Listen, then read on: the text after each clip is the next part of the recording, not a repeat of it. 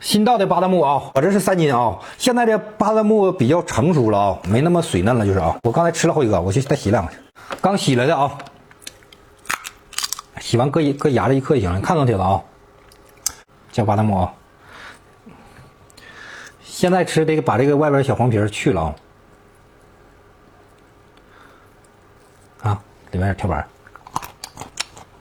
也有点水分，就没那么水分了。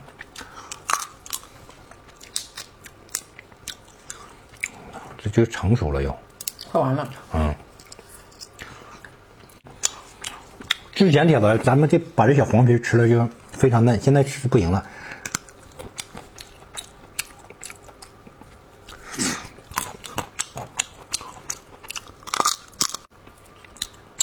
啊，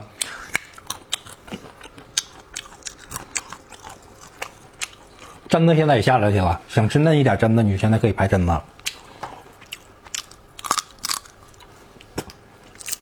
榛子样品还没到呢啊，但现在有了啊！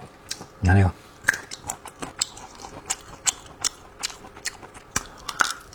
但这味儿还行。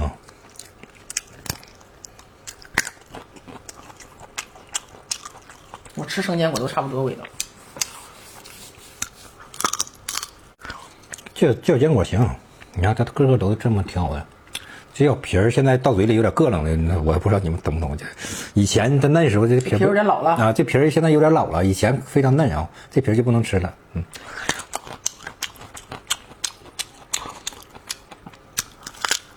这么吃也行。哦，人家是不是成熟了就带着外头这个壳直接就炒了？炒熟的巴旦木是不是都有外头这个壳硬壳？那是，这不它现在能分离了？你看看。到它没成熟呢，成熟就分离了吗？咱上2次那还不能分呢。分离之后，它蛋这壳你忘了就炒了，炒完回来然后一扒，所以就没有外边这个青皮了嘛。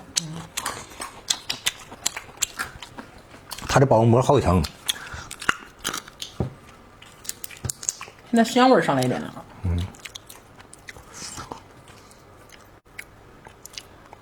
就是生的坚果啊，就啥，它水分下去了，完它香味就要浓一点了。